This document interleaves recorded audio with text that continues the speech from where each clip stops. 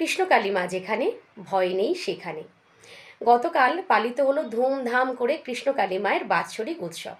সত্যি কথা বলতে কি, এই উৎসবটা নিয়ে একটু ভয়তেই ছিলাম, একটু টেনশানেও ছিলাম যে মঙ্গলা মা বলেছিলেন যে ওই দিনকে কিছু একটা হয়তো বিপদ হতে পারে।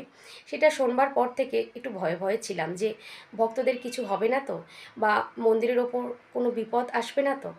যাই হোক, একটা বিশ্বাসও ছিল যে কৃষ্ণকালী মা যেখানে উপস্থিত, তিনি নিজেই নিজের ব্যবস্থা ঠিক করে নেবেন।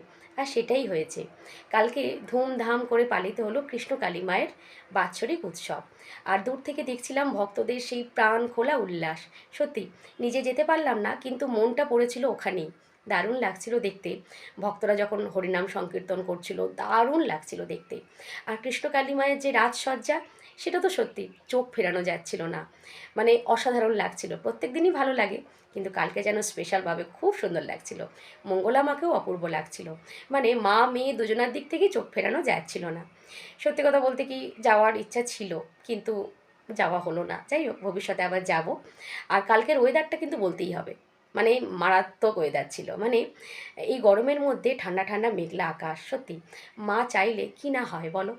এই যে মঙ্গলা মাকে অনেকেই বিশ্বাস করতে পারেন না, কিন্তু আমার বিশ্বাস, যদি কৃষ্ণকালী মা চান, তাদের মনেও একদিন ঠিক বিশ্বাস চলে আসবে।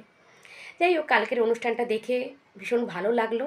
তাই জন্য নিজের অনুভূতিটা এই ভিডিওর মাধ্যমে আমি একটু প্রকাশ করলাম। সবাই ভালো থেকো, সুস্থ থেকো। জয় কৃষ্ণকালী মায়ের জয়, জয় সোনা মায়ের জয়, জয় মঙ্গলা মায়ের জয়।